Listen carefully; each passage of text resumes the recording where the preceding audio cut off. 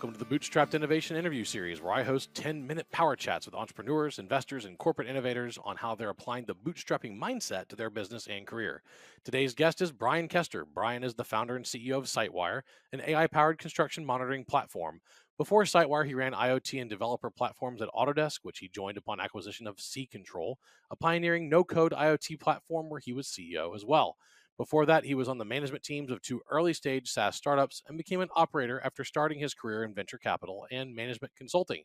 Bryan, welcome and thanks for being here. Appreciate it. Yeah, absolutely. Thank you, James. Excited to chat. You're an entrepreneur who has taken on investment to grow your company. You've also worked in venture capital, and you've also had companies where you took on a small amount of investment, relatively speaking, to what a lot of major rounds are, and then made a lot out of it. What's your personal take on the importance of bootstrapping, capital efficiency, having a bootstrapping mindset? The idea of bootstrapping to me is really about building a business, trying to focus on fundamentals and getting those fundamentals worked out with as little resources and capital as you can. And then also just along that journey, trying to find a way to force multiply, whether it's yourself, the resources you do have, the people you hire, and just looking for ways to value. Like, how do you get the most value for every dollar you spend? You know, how do you build that kind of culture, especially in your early teams when you're growing it, so that you can get to a point to figure out, like, do I have a self-sustaining, cash-generating, amazing business? And if I have that, can it go on its own, or do I need to bring in some outside resources? And it's also certainly about building a cash-generating machine first, and then building everything else.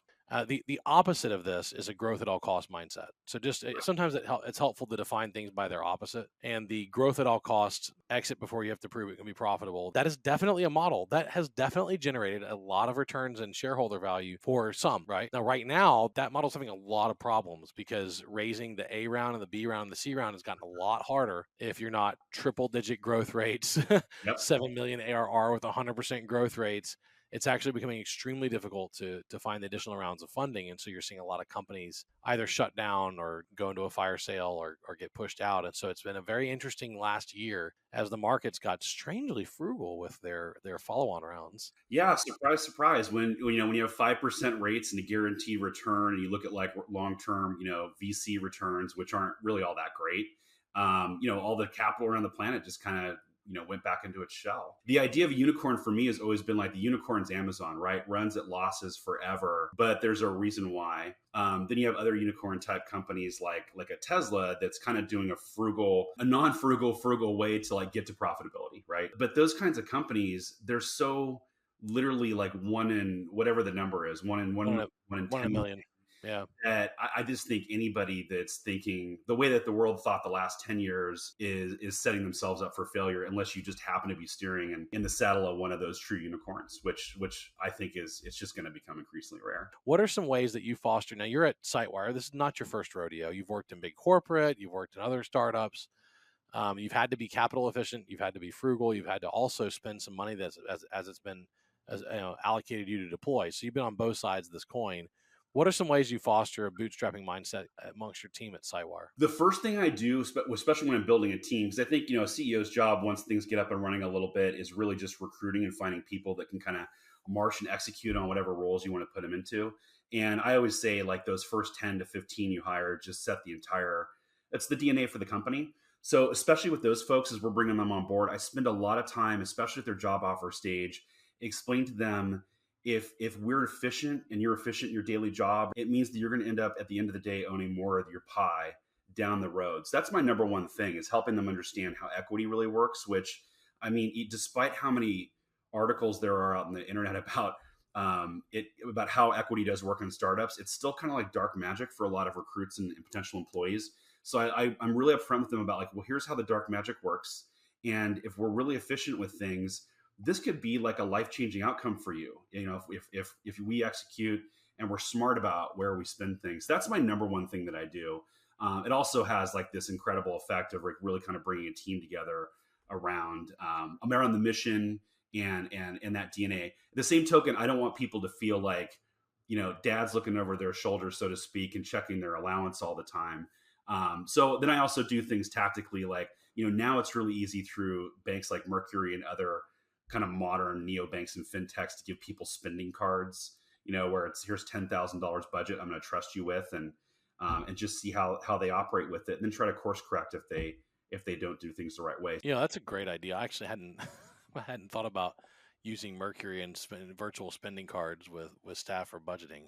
You can now give people virtual and physical cards that have not only spending limit, but they can be tied to a vendor. So your tech team might only be able to spend with merchants that are in the software hosting category or something like that, or even tie it specifically to AWS. I don't want to command and control at that level. I try to think of myself as the opposite of micromanager, but I do want to put controls and cultural controls in place so people know, like, let's be mindful of this, and here's the data on what you're spending. I don't think holding people accountable for budgets is micromanaging. I think that's just good business. Yeah, yeah. Well, in a startup, you never know, though. I mean, if you have a bug that gets out of control and you don't know about it on a weekend, and someone has to go spend $1,000 extra on AWS or a few more servers to overcome some strange tech thing, you want them to have that kind of leeway and let them know, like, it's okay. You don't have to consult the boss to go solve a problem like that with money. What are some major qualities you look for in the entrepreneurs and teams and funds that you invest in? I index 70% for curiosity.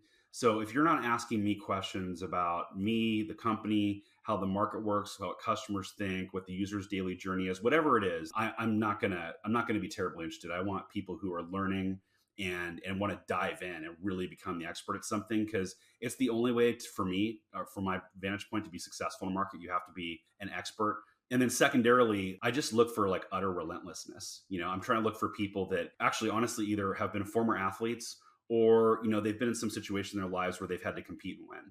And so I think if you can tie those two things together, you're more than halfway there on picking a great winner. And then thirdly, I would like to see people who've either through financial adversity or some sort of other situation learned the value of value. Right now is a painful time for companies seeking funding. Obviously, COVID was very painful because we had a lot of revenue uncertainty and a massive shift in the workforce. 9/11, which happened right after I started my first business, Jimmy Knowledge, which I'm still running, was extremely painful. I mean, that type of adversity and the '08 collapse, they definitely forge a tougher kind of metal. Yeah, if you watch Succession, there's this great quote, like the next to final episode, where the tech entrepreneur guy that was acquiring the media company just said, "Hey, I'm looking for a pain sponge to run my North American operations." And I thought, pain sponge, that is, I don't know if you want to be a sponge and seek it out, but you got to be willing to absorb it, right?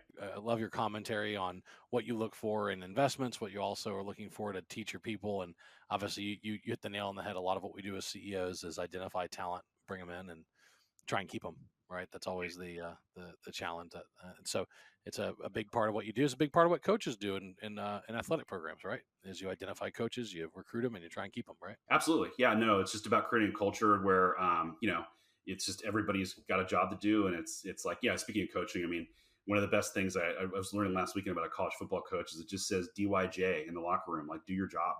Like, you don't, if one of those 11 guys doesn't do their job in football, like, you're not going to defend a pass or make a pass, right? It's that simple. What's the best place for people to connect with you? I've got a website at jetpath, jetpath.co, where people can get a hold of me. Also my LinkedIn profile. And just in terms of interesting resources, I've got this when I advise companies, especially bootstrapped mindset companies, I've got this spreadsheet cash flow model that I give to people and just say, before you write a lick of code or do any other market sizing analysis, just use this cash flow model to figure out with your planned business plan, is this thing going to work? And if it's going to work, what are you going to need? Are you going to need outside funding? Are you going to need your own funding? What's it going to take? I don't think people like focus on, kind of the nuts and bolts of like cash management from day zero, which is a great way to think about a new startup. Thank you so much. Appreciate it. Thanks for joining, Bryan, and best of luck. I look forward to following your journey on social and connecting in real life. Absolutely. Thanks, James. And good luck with your book. I'm looking forward to reading it here shortly. Absolutely. Thanks a bunch. And again, this has been the Bootstrapped Innovation Interview Series. Hit me up on LinkedIn or go to the website at jamesbenham.com. Talk to you next time.